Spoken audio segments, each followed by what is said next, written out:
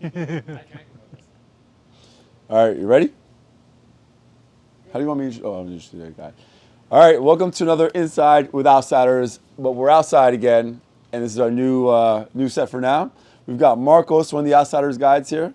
Thank you for joining us. Thanks for having me. It's exciting. Yeah, I'm excited to get to know you, get you on camera, because I know you're not on camera very often. No. So let's Behind the see if we scenes can get kinda you guy. uncomfortable. That's the best part. All right, so we've got this new set, this new approach to our podcast, but I want to, start off by saying thank you, because you, along with Birja, have made this this day in and day out with Outsiders so much better.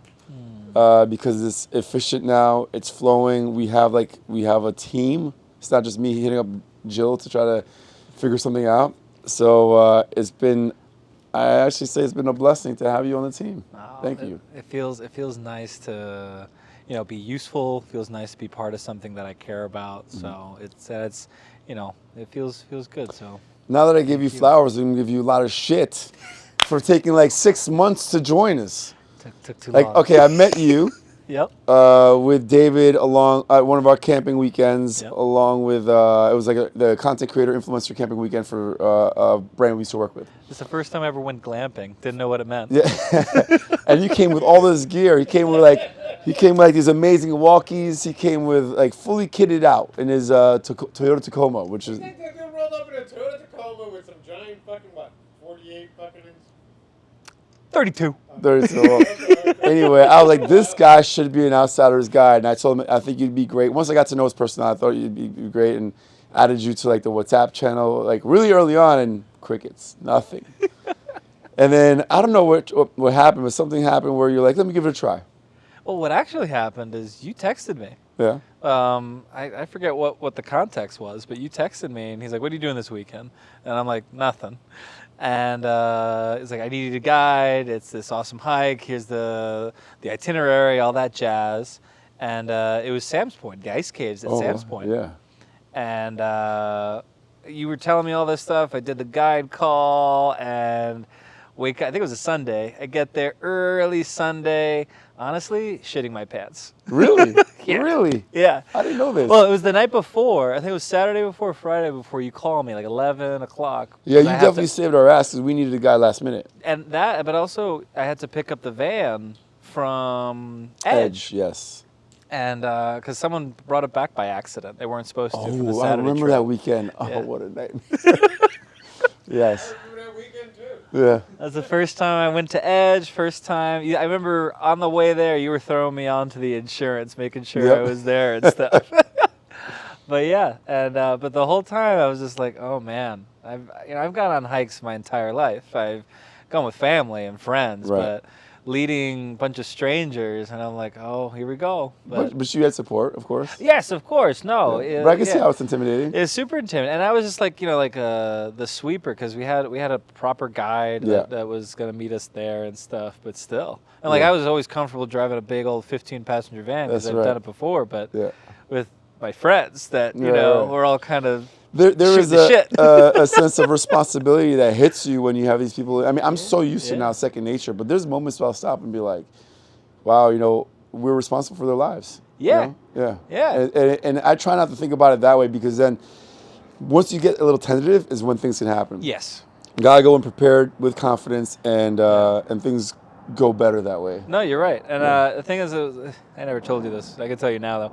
On the way out from, it was in Bernadette, before Bernadette had her name.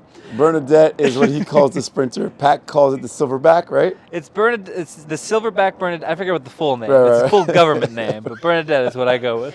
There's no Bernadette, it's just Silverback. Silverback, right? Yeah. Bernadette. But go ahead. Let's see. But I was pulling out, going to the Lincoln Tunnel, and it was the biggest car I've definitely driven besides like a U-Haul. Right. And man, the rear tire, I hopped the curb, like making a right The turn. Sprinter? The Sprinter. I arrived in it, I'm like, ooh, The rear tire? rear tire. I don't know how I did it. Funny enough, I had to replace the back rear tire. Get Back out of here! That was a passenger year side? ago. Back passenger side? Yeah, I was making a right turn. There was a piece of the rubber missing. That might have been me. I had to replace the tire. That was about a year ago. year ago. It was like around October, November. Yeah, it might have been me. Yeah. Good to know. $200 later. Oh, I think I paid for it. I think You I worked definitely enough listen, for it. you with your worth, you definitely made up for it for sure. But So that was the moment where we're like, all right, Marcos, come on, you know how to do this. You know how to drive yeah, this freaking thing. because there's a few people who I first off, there's no one I worry about driving a Sprinter, right? 'Cause we've had it, but there's certain people I know enjoy it. You enjoy that. I love driving. Chris enjoys it. I love know Jill, you find like, random. There's a few people that even Caleb, they enjoy driving it. And then there's people who are tentative, which is why they don't drive the Sprinter. They drive the Edgeman. It's interesting. Like, it's funny. There was a moment when I was getting really super confident with it, and then I went on a trip to Jill was the main guide that day, and it was super windy, and I never experienced the. Oh yeah, Never experienced that. the wind. It has a feature for the wind. Yeah, it does a feature. It just breaks. It doesn't work all the time. Yeah, it does this. No, You're it driving breaks. fine, you feel the wind, and then it just does a hard dip to the right. Yeah. It's It like we're does. safe now. It does. But yeah, no, I But love driving birds. you weren't always, obviously, you weren't always a guide for us. It's more in about a year now. Would love to hear the events that transpired in your life to bring you into what your professional career is, what has brought you into the person you are now, and what led you to us as well. So, what events stand out in your life? Because I know for me, I look back at my life and I can see pivotal moments, pivotal encounters with people that led me to where I'm at right now, and I can't wait to share that one day when I'm interviewed. But for now, I'm not. So it's all you. What are these moments in your life? Well, professionally, growing up, I always wanted to do something with history. I'm a big history buff. As a student in public schools in America, it was a lot of American history at first, and then eventually, as I got more interested, it started expanding more and more. But throughout like middle school and beginning of high school, I was really like, I'm going to be a history teacher. I'm Really? going to teach history. Didn't know what level I was Right. thinking high school, but then But before you jump to beyond high school, what was high school like for you? Like, did you feel like you fit in? You had your friends. Like, did you feel? I guess did you feel that from your friends? Did you feel that from your family? Where did you feel like sense of belonging? belonging, always felt belonging with my family. That's one thing. Like my brother, my sister, my mom, and my dad. But even further out, like it didn't matter if my cousins and I. Like, I'm one of like, I don't know, definitely 30 plus cousins. My mom has, was it 6 siblings? My dad's got another 4, another 3. Where are your parents from? DR, both of them. Different spots in Dominican DR. Republic? Okay. Yeah, Dominican But Republic. they were raised there, or My dad, he was born and raised there. He came in like, maybe, I think he was 21 when he Okay. came to this country. And your mom? And my mom came when she was in her teens. okay. So So you on the feel. cusp of raised in DR, Right. and then had a little tail end into So would you say Washington Heights. because of that, your heritage, family is very important in your culture? You feel Oh, like yeah. that's why you felt that sense of belonging? Oh yeah, I've always there's always going to be some chisme, and there's Right, plenty of yeah. chismosas Yes, of in my course. family. But like we always know that at the end of the day, it's like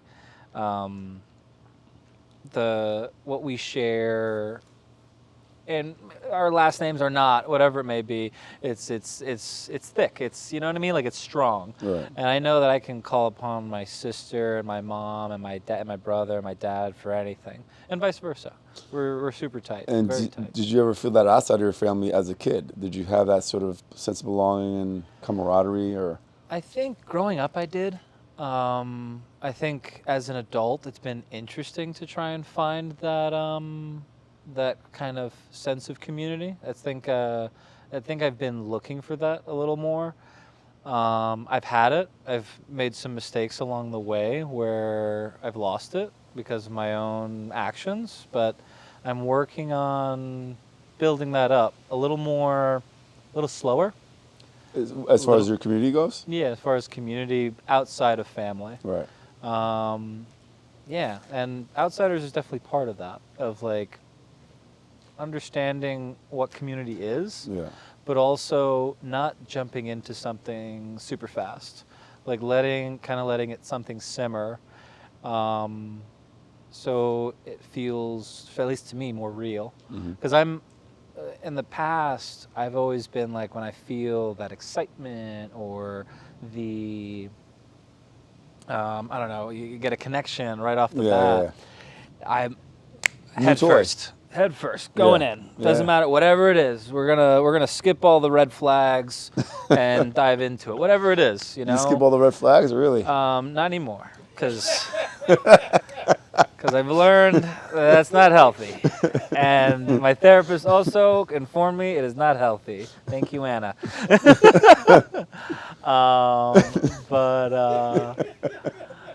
But yeah. So I'm trying to take things a little slower, and it feels like for my life, I'm always trying to slow things down. Like, I got into photography. I never got a digital camera. I always had a film camera to like slow the process down. Even like video games that I play, they're strategy games that take forever to do anything. And I'm always trying to slow my life down because I feel like my mind and where I'm at, I'm trying to like be ahead of the curve, but I'm trying to get so far ahead of the curve that I'm just making a circle. Oh, it's a raccoon back here. Oh, snap. We got a raccoon on set. Hey, little guy. Hi. Oh, that's a healthy I didn't get him. healthy fam. Holy shit. Well, guess what? That look, no, seriously, he came and stopped and he goes, what's going on? We outside. We Wow. outside. This is the great part about honestly, being outdoors. That's his hood. We're in his hood. We're visiting. Yeah. He literally stopped. The camera can't see. David gets so excited. He loves all the rodents, including me. So okay, let's talk about. We're talking about sense of belonging. We're talking about slowing things down in your life. When did you realize that you needed to slow things down? What was life like before you started slowing down? I think I'm very big at comparing myself to others, including like my brother's 10 years older than me, and my sister is almost 16 years older than me. You're the youngest. Yeah. Okay. By a mile. Definitely an oops baby, but my mom doesn't agree. She said I was planned the whole time, but it's okay. So I always would compare myself to where my siblings are, and then compare myself to where they were at my age. And that's tough, because my sister graduated college in 2000. It's a time when a lot of things were a lot easier to obtain. Like she, and same with my brother. He graduated before the financial crisis, and had his stuff stable before that happened. And me, it's like I've been kind of fumbling through life trying to figure it out. I haven't done too bad, but definitely the comparing and trying to be there and not hitting it would throw me off. So I'm trying to find my own groove by taking things a little slower. Okay. Does that make sense? Yeah, absolutely. Now, when did you realize you need to take things slower? And I guess when you decided to do that, what were some challenges in trying to do so? Well, when I went to high school, was a whirlwind. It was fun and chill, and then I realized I should probably go to college. I wasn't planning on it. Why? What were you planning on doing? I don't know. There's no it was kind of graduate high school, and I graduated pretty good in high school. I had pretty all right grades, and I was no brainiac. I just didn't care much. But you said you wanted to do history, right? I did, but then I was like, I don't know if I want to go to college anymore. It was beginning of high school and middle school, I was really into that, and then as high school kept going, I wasn't too sure if I want to go to high school. I'm gonna go to college anymore. Okay. What did you want to do? I was thinking maybe more trade stuff. I've always been really good with building things. Yeah. Working on things. Throughout high school, I was part of. I was a theater kid.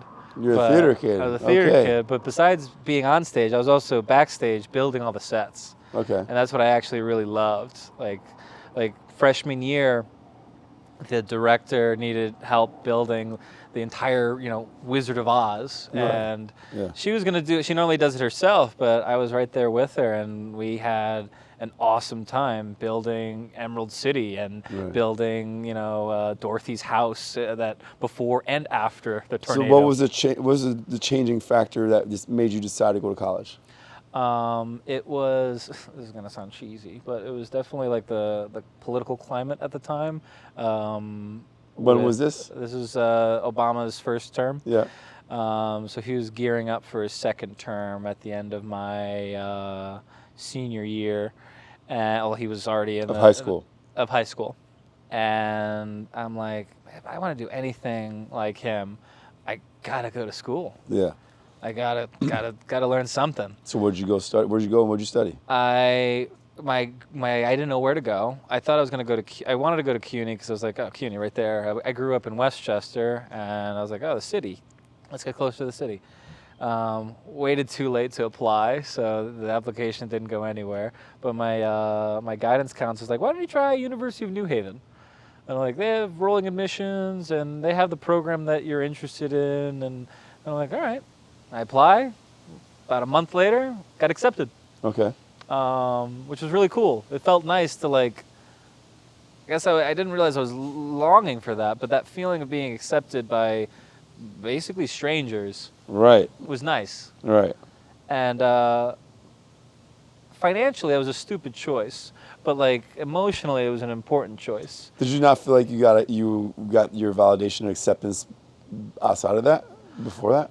I think I did, but I think with family, there's a little bit of not obligation, but No obligation. But you're in it because your family. You have Yeah. to be. You're a part of it. Even and we always call me and my siblings. We always call each other bums. And I was like, we're bums, but we're bums together. Yeah. With that, it was different. It was someone that just looked at me via a piece of paper and were like, yeah. Let's give this guy a chance. Right. Yeah. That was New Haven. And I went for political science. Okay. Yeah, political science. So, while you're doing this, where are your people? Have you discovered your people by then? In New Haven, I found my people, I felt like very quickly. My roommates they were awesome. There's this one guy I still talk to here and there. And he's baking stuff and being a full baker now. We were all part of the fraternity for a little bit. And I got into student government immediately. Makes sense. Freshman year. I can see that based on your Instagram memes and your stories. Yeah. Best in the business right here. I don't hide anything with how where my views are. But yeah, I got into student government immediately, got really involved with that, and it was fantastic. It was it felt like anywhere I went, I was saying hi to somebody and talking about something, how to get something done, and on top of going to school. But then, the foreshadowing, I guess, before was New Haven was expensive. And I was no brainiac in high school, so I wasn't getting much money to go there. Right. My mom, bless her heart, she made sure I went there, but after that first year, we're like, you better figure out how to transfer. Yeah. And that's why, as you know, we both graduated from the Hunter same College. Yep. Hunter Hawks. Let's go. Exactly. And Chris too. Yeah. Oh, all right. Hunter Hawks. Yeah. 3 years. Listen, I graduated college 3 years ago. There you go. 3 years ago. Look at that. I graduated college 23 years ago. I have to think about it. It'll be 8 years ago. Yeah. So I'm gonna jump back because you're talking about college, and then before we jump into the real world, was there a moment in your life where you felt everything shifted, and did you know that moving forward things were going to change and you wouldn't go back? So, well, I guess professionally, yes. There was definitely a moment where I'm like, oh, this is it. This is what I can do. This is what I'm good at, and what I'm happy to do, and it answers my why I'm doing something in life. It was So political science, I don't know. I knew I was into politics. I knew it was that, but I don't know what that actually meant moving forward. I was like, a lot of people are going to law school. It's like, oh, maybe I should figure out how to do that. And then getting into politics, like, oh, that sounds so terrible. You're just working to get reelected the whole time. Actually, like, hopefully, like, a lower level to do something. But I had this class. It was a professor. It wasn't a professor. Well, he was a professor, but he was an adjunct. And it was Mr. Bacher. And he taught a class. It was public administration and public policy. And I was like, I do not know what that means, but I'm going to learn. And I don't know what it was. I was like white on rice with that class. Like, it felt like I was like, this is it. This is what this means.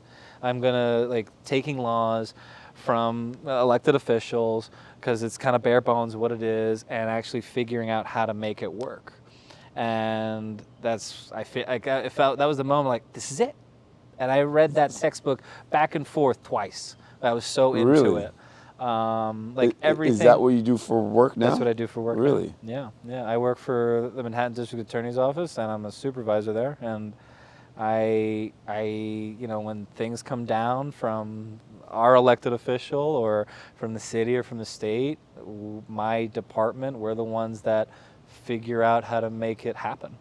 Like, 3 months into the job, a law was passed called Raise the Age, where New York prosecutors could not prosecute 16 and 17-year-olds as adults anymore. They had this new designation called adolescent offenders. So in between juveniles and adults. Right. And the Manhattan DA's office is being, it's pretty prominent, but we were like, we don't know what the heck we're doing with this. What does this mean? Like, how to, like, actually do the job of what the law meant. And I was the main paralegal to help 2 other attorneys to get that job done. I think I went like 2 weeks of not leaving the office like 9, 10 o'clock, figuring out how to get it done, how to get the paperwork done, how to get a system. And now that was 2018. Where does the outdoors come to play here? Oh, I know, That's what right? I want to know. So I grew up in suburbia, so there wasn't much to do there besides go in the outdoors or, like, do drugs, and I decided to do the former. And it's the truth. That's it. There's 2 options. Or I guess I get drunk too, which we had plenty of fun though with that in the woods. But I was a Boy Scout, so I learned all the little, archery, how to tie knots of stuff. Shooting, obviously, all Boy Scouts know how to shoot. But that's where it really began as a kid, and it kept going into that. But then life got in the way. I did a lot of cycling, which is kind of, we haven't talked about it too much, but I got into cycling, but that was a situation where I kind of dove headfirst into, and now I've had a couple accidents in the city, and mentally, I don't do big rides very often. This Rockaway ride this summer was my biggest ride in by over 5 years. Really? Yeah. Like, I used to You ride. got to come ride with me and Elena. Elena goes. I know. I know. You had a great ride during Labor Day, yeah. Yeah, she's awesome. I see her. She always invites me to those social rides. Yeah. And I have not done a single one. I'm sorry. When you do one one, day I'll I join will you. join you. I'll join you on one. All right. And then camping was always there. Camping, I would always do at least 1 or 2 camping trips a year ever since I joined the Boy Scouts when I was like, I don't know, in like 3rd grade. I always did something. And when I got my last motorcycle, I went on a solo camping trip. And I'm like, I got to do this more often. Yeah. And then as you met the truck, his name's Frankie, the Tacoma. Frankie the Tacoma? that is my... Frankie the Tacoma and Bernadette the Sprinter. Things need names. Yeah, but Bernadette Okay, I'll explain why Bernadette is is Bernadette. a German name. I know. I get it. It's Oh, a yes, Mercedes. there's a German name, but there's a lore to it. Bernadette, that's a hardy name. Hardy name. Yeah, I know. Bernadette is a 15-passenger van with... You what? With... My mom's name was Bernadette. Your we mom's name talked is about Bernadette? this. Oh, wow. I had the conversation. Yeah, we with talked him. about... No, Chris we and I talked about this. this. Yep. After we're done, I'll explain. Yeah, it. tell me, No, yeah. It's dark humor. Like, really. Okay. But Bernadette, it's a hardy name. The van is a hardy vehicle, diesel, Yeah. 15 passengers, and a full-size trunk in the back, Mhm. and a high top. So Bernadette is that kind of woman that if you go to Oktoberfest, she's got 6 steins in each hand, and she's looking at you. She's 6 foot like 12, looking at you, and she's gonna pick you up with those steins in her hands and give you a hug. and Find put me you down. Bernadette. Let's That's go. Bernadette. That's Bernadette. What? The crowd has something to say. We're going to avoid that comment. What's something small that you tried, maybe even accidentally, that ended up changing the way you live or think?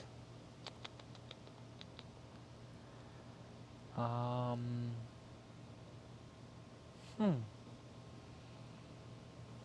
that I tried that changed. So I don't want to get too far away from this chronological order of your story, but I feel like we've gotten to a place in your professional career, now outsiders in the outdoors, right? Mhm. But let's hear more about what are the things that brought you to where you are. What are those things in your life?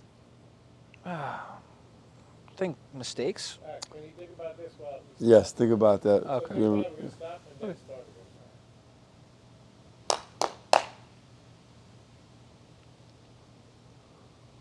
You ready? Yeah. Wait, was that tequila? Was that water? Or tequila? What you just drank? Oh, Is that what? tequila? Tequila. Casamigos? Whatever it is, whatever you serve me. Casamigos. I'm so sorry, Jeremy. You have so little left in that bottle. I don't drink, so I have all those booze to give away. All right, so, oh my God. This is what I get to deal with.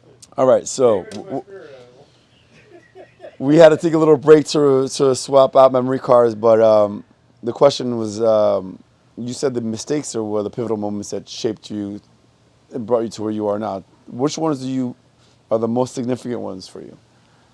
One of the first I remember, it was, so when I transferred from New Haven to Hunter, I went from a spot where I was really planting my roots in something new to then had to be uprooted because it just wasn't feasible. What was feasible? The paying for college Yeah, at New yeah. Haven. It wasn't like I spent more money that 1 year in college at New Haven than graduating from Hunter College. Similar experience. I went my first year of college in Ohio was a university, and the time was super expensive, like $27,000, which is now is pennies, but back then it was expensive. And then I went to Hunter, and I think it was like $6,000 a year. Yeah, it's Hunter. I came out of Hunter with like nothing in debt. Grad school that was expensive, Yeah. but Hunter was nothing. But New Where'd you Haven. go to grad school?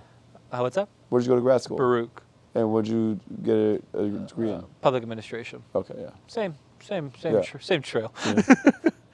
But yeah, I would say my mistakes kind of have helped me along the way. And so one was No, we want to know. Yeah, be specific. What are these yeah, mistakes? exactly. So when I transferred, I went from a spot where I was really kind of getting into my own, and then went to a commuter school. There was no orientation for transfer students. It's kind of Yeah. like just kind of you're thrown in, hear your classes, go learn, and that was really rough for me. And being back at home was really rough. Not that I had a bad upbringing. Like I loved living at home. I missed that house a lot. But I think the boomerang effect of it, of leaving and then coming back earlier than I thought I would. Like a step back, you felt? It felt Yeah. like that. It felt like I regressed, like in terms of like my life, but also in terms of like emotions too. Yeah. It's almost like I was like a kid again. Yeah. And I was hanging out with people that were just, I don't know. It wasn't like I was hanging out with the people that I used to hang out with a lot, and it wasn't good for me. And we were doing the stuff that I wasn't really into. Right. Smoking a lot of weed, going on we called J rides. They were fun, not gonna lie, but it wasn't where I wanted to be. Where it was just smoking joints Yeah, you or were seeing the blunts and progression in driving. your life you wanted to see. Yeah. Exactly. I have to say that feeling for me was super important when I transferred out of a school in Ohio, and I found myself in 1 year of community college, thinking, community college was like way easier than high school. I felt so stagnant that I crushed that school as far as grades go. I amazing grades, and I went to Hunter and was on honor roll because I was like, I'm not allowing myself to fall into this, you know, I don't know how to describe it. What happened to the light? Probably died. Oh. Anyway, it was motivational. I didn't want to fail.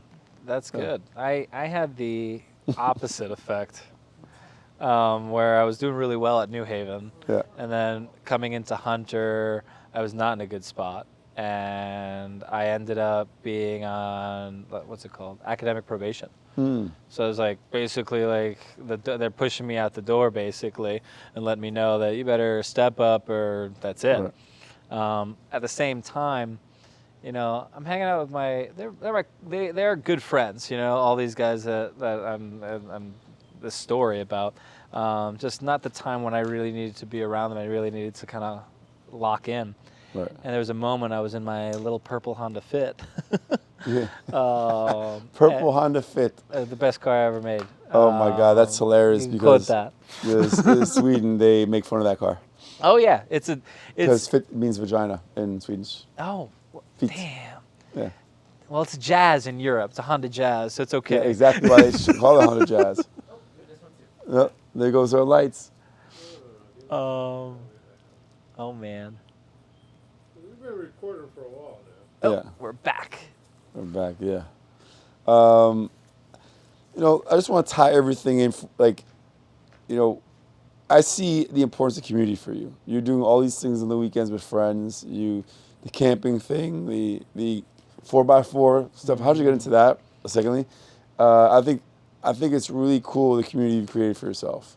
And when did you find the need for this, or like how it's a priority for you? I love it.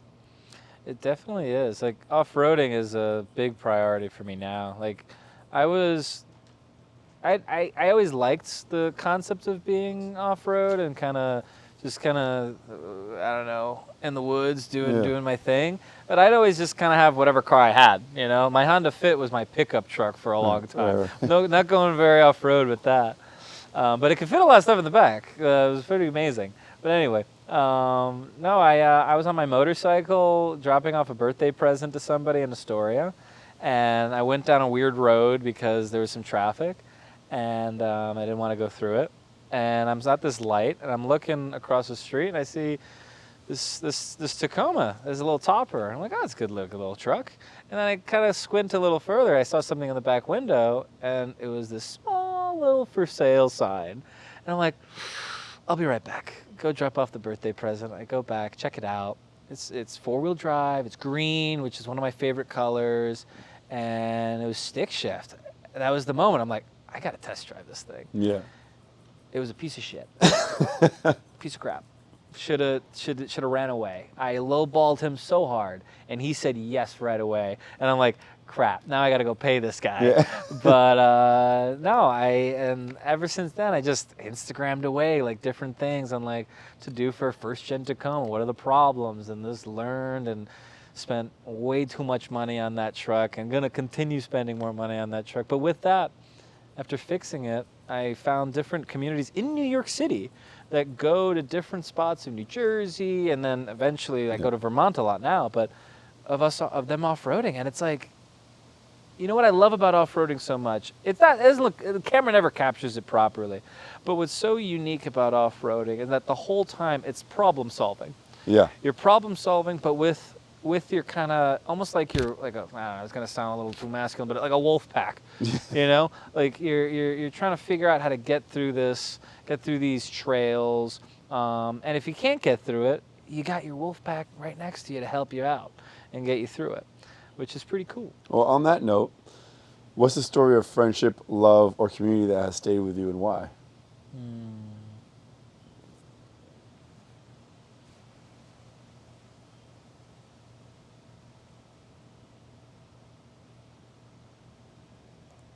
Well, to go back to high school, we had like senior quotes or whatever. My senior quote was, "The greatest thing you'll ever know is just to love and be loved in return." It's Profound for a high school kid. Wow. I was obsessed with Moulin Rouge and loved David Bowie. So Depressing. theater kid. And before I knew it, definitely a little bisexual, but it's okay. When did you explore that? Because I don't want to interrupt you. I would say, when did I explore that? I realized it in 2014, and just like Outsiders, didn't do nothing about it for a long time. Wait, how did you realize it? Was it you didn't realize it with an experience or just an idea? You thought to yourself? There were thoughts. Yeah. Just thoughts of, like I've always dated women, and I still do love women, but there was these thoughts of, different sides of it. As David stares at me with a judging face. You mean the platinum gay? Platinum gay, yeah. No, you did? told me Oh. at the rooftop at LeBain. Yeah. Anyway. That'll be for the next podcast. Yes. What a platinum gay is. Yeah. Backpack, blouse. Backpack and a blouse. Backpack's a good one. Yeah. That's a cute one. But yeah, no, I had thoughts about it, and like my first crush was one of my best friends, which, we navigated that, and we're still close to this day. But yeah, that was so it wasn't as like, I don't know, all the movies make it kind of more interesting than mine. Like, telling my mom was the most interesting part, but she was like, I knew. I'm like, all right, so we're... Really? Yeah, and my sister was surprised, which is so funny, because I'm super close with my sister. Okay, tell me, your mom knew and she was very open about it. Your sister was surprised, but she was obviously accepting. Yeah. Was there anyone in your family that wasn't, or any reactions that you can talk about that were worth hearing about? Well, there's still some people in the family that don't know, but... Are you okay with this? Yeah, they'll figure it. We'll see if they see it. Okay. I'm not too worried about it, but but no, yeah, my mom, she knew, but like definitely was just like, it still threw her off. Like to know, but then have confirmation for her was two different things. My sister, she was surprised but couldn't care less. Yeah. Like, not in a bad way, but Right. just like, she's like, yeah, you're you. I love you no matter what. yeah, Right, yeah. exactly. But besides that, it wasn't as dramatic as I thought it was going to be. So kind of funny. I don't know, movies in Hollywood make it all. Was there super anything dramatic. or anyone like that responded negatively that you didn't expect to respond that way? No. I think, well, a lot of people, they don't think bisexuality exists. And as someone that's been bisexual for over 10 years now, it's real. Right. Yeah, a lot of people do, what is it called? Bi erasure. It's like you say you're bi, but that's just because you're scared to say you're completely on the other side. Right.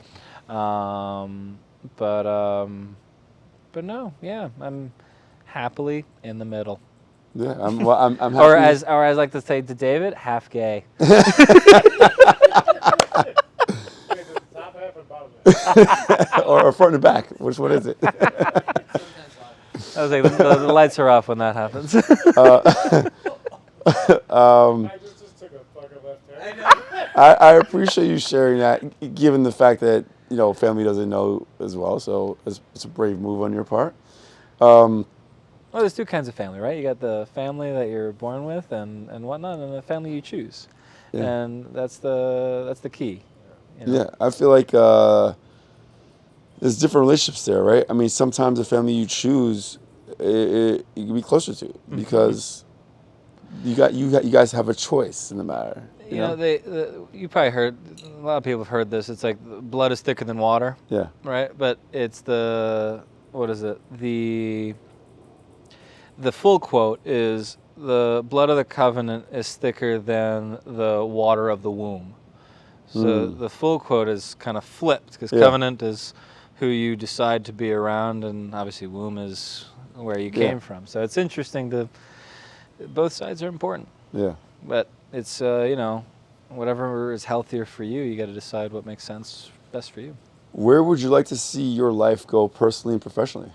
Professionally? Personally and professionally. Personally and professionally. Personally, I'd love to live in the woods, and that's it. I love the city. I've been in the city for a long time, but I do want to go into nature a lot more. I feel calmer, happier, relaxed when I'm more in nature. Seeing the raccoon was sick. Yeah. I mean, you seem like you're in your element. I see like leadership qualities of you when you were in nature. It's like it just I feel calm. Even with Sam's Point, that first hike that I didn't know what I was doing in terms of like leading random people on a hike. It was it once I got my boots on, I was locked in. Yeah. Professionally, I don't know. I like working for the city. I like working for something that's like designed to benefit society, right? Like, Yeah. so like, I think I'll be working in the public. I hope to be working in the public sector, depending on if the public sector will exist for forever. It might go private for everything, but anyway, Right. as long as it exists, I'd like to work for it. Because it just depends on what it is. I don't think I've ever told you this, but I'm a sucker for transportation, like any form of transportation. So like that's why I like Bernadette so much. That's part of it. But I also love trains. I love planes. I love anything Well, you got a that moves. perfect person to speak to with Chris. Oh, okay. He works for Transportation Port Authority, and he actually got his in through my mom. My mom worked for the MTA. She also worked for this company called Transcom, which is an intercommunication between transportation agencies. Yeah. 32 years ago. Oh, you or your mom? No, me. His mom got me his job 32 years 32 years ago? 1998. Wow. 4 years old. Frankie was just born. The truck. The truck, yeah. 1998. That's amazing. Wow. Me and Mark. Yeah. Yeah, Mark's a buddy of ours. He went into civil engineering. But yeah. When I went to grad school, I thought about going to civil engineering, Nice. but I I can see that. don't know how to do math. That's That's what Mark loves. So, I tried to do 75 times 3 today. I'm like, I have no idea. Let's calculate. 225. What's your hope? What's your hope? Like, you want to make impact. What's the impact you hope to make on? Well, you said you love transportation, but because we're talking about different paths you can take. But what's your hope to look back when you look back on your life and your career? What do you hope to be able to see then? I don't know. One quote from a song that I've always has been true to me, and I try to keep it true to who I am. Is it's from the Fleet Foxes, and it's I was raised up believing that I was somehow unique, like a snowflake, distinct among snowflakes, unique in each way you can seek. But now, I have to sing it for a second. But now, after some thinking, I'd say I'd rather be a functioning cog in some great machinery, serving something beyond me. So, that's how I'd like to be part of a system that makes something better. Like, if you want to go fast, you go alone. Yeah. If you want to go far, you go together. It's funny you say that.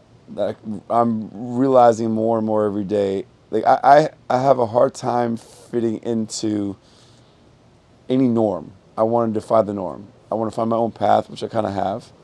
Yeah. What's that? If the smoke is not hot, like the fire is not hot. If that smoke is just That's good? Pluming. All right. So yeah, I feel like I never want to follow the same path, but then I find myself doing it alone, which is why I am so happy we have such a great team. You're on, and we're expanding the team and bringing them together, and now doing it collectively. Because I've been so used to doing. I mean, I did a long time. I did Outsiders alone. Yeah. And it only got me so far before I can't go any further. It got me somewhere pretty quickly, but not far enough to where we want to be. So I relate to that, and I'm still working on that. I have a hard time with that. Oh, it's been good right now. Yeah. I'm happy with what I'm doing. Jill and I we're trying to have our one-on-ones more consistently. Yeah. But I know you, Birja, and Jill are even Birja today sending some things about renaming things, and Yeah. I'm just gonna make sure the weekend's good to go. Yeah, exactly. but the thing is, it's not me.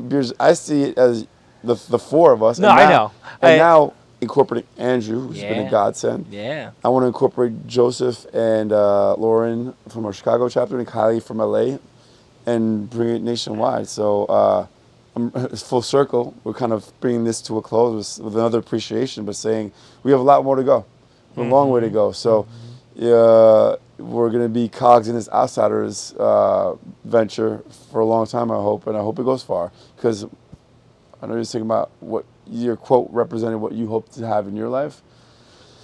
Lately, for the first time, I've been thinking about, I guess a legacy. What do I want to leave this planet with? I don't want to have lived this whole life and not being able to put my an imprint on it somehow, the world. And now I'm thinking about how am I going to do that? And that's if I hope that I can create outsiders or whatever the next thing I do, because it's not only outsiders. It's going to be something more than that. But for me, it has to be something that when I'm gone, I've made a change. I've put a stamp on something. Not just the people I encountered, but moving forward. Yeah, that sounds. Yeah. Got to figure it out, right? It takes time. I'm working on it. I'm taking those steps too, and I see that you as well. But we're going to end up with some lighter questions. So I always want to ask, what is your most embarrassing moment that you can share? Embarrassing moment. When you asked that before, I was like, I have no idea what my most embarrassing moment is. And if you don't, that's fine. I have another question for you after this. Oh, okay, good.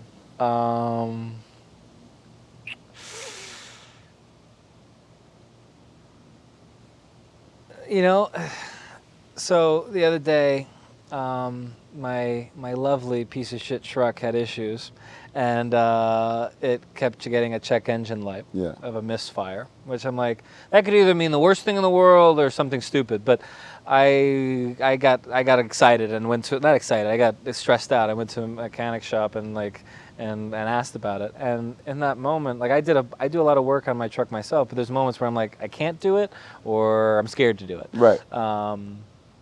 So I go, he checks it out, and he's like, Marcus, did you do a tune-up recently? And I'm like, on your truck? Like, yeah, I did. It's like, did you change the spark plugs or anything yourself? And I'm like, maybe. He's like, it was like, they're all loose.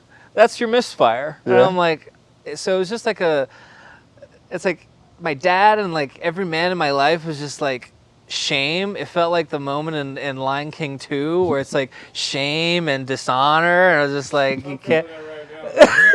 That's somebody who changed spark plugs in cars. I was just like, oh my, it's like I'm not worthy. Just take the truck. So that's a internalized moment, but yeah. So listen, it happens to everybody. It does, and now guess what? I'm never gonna happen. I got myself a torque wrench, and those things are gonna be perfect forever. There you go. Congratulations. My last question to you is, those of you who get to know you, those people who get to know you, when they get to know the real you, what are they most surprised of? Obviously, there's the side of you that you portray publicly. More openly, and then there's a side of you that you only let a few people in because it's special, and only a few deserve to see that. So, what are they most surprised by? I think my outward projection's pretty, I would say, more positive, and pretty not a yes man, but definitely more down to do something, down to try something. Oh, yeah. But are they surprised by that? No, I think that's just like the upfront. But I think who I am is someone that's much more surprisingly reserved, and kind of.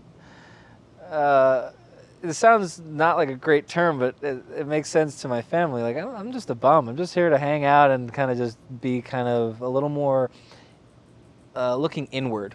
I look inward a lot, and my therapist has given me this kind of thing to like it's good to do that, but also you can overthink and kind of get carried away. So I have my overthinking time. At most an hour a day. Yeah. But I definitely I'm there's a lot going on in here a lot, and I'm being pretty quiet when I'm by myself or not having to be my outward go lucky self. There's a work in progress. Right. Work in progress, and trying to figure out who I am at the same time. Yeah. Aren't we all, in a way? Ever evolving, we hope. Yeah. That's it's just trying to make sure that the mistakes that were made were not done in vain, I guess, actually learn from it. Absolutely. Yeah. Absolutely. Well, if from my perspective, I think you're doing great. No. Yeah. Thank you. Obviously, I'm seeing it from somebody that is becoming a friend and also somebody that appreciates the hard work you put into Outsiders. So, thank you. I'm excited to see where our friendship goes. This is Yeah. exciting. For sure, me too. I appreciate you being here. It's great to get you on camera and get to know more about you. The great woods of Jersey City. The great woods of Jersey City, some wildlife sightings, you know. I'm glad we didn't see a skunk. There's skunks back here on occasion, but yeah, this is great. I'm really enjoying being outdoors and doing these interviews. Chris, thank you for the setup. How about this? Oh, wait, I forgot. Oh yes, let's see the shirt. Yeah, I put it as my undershirt today. Nice. Oh, what are you showing? Just one tit. Oh my God, no. Anyway, on that note. I need another bite. Yes, we do. On that note, guys, tune into our next episode. We hope to see you soon. All right.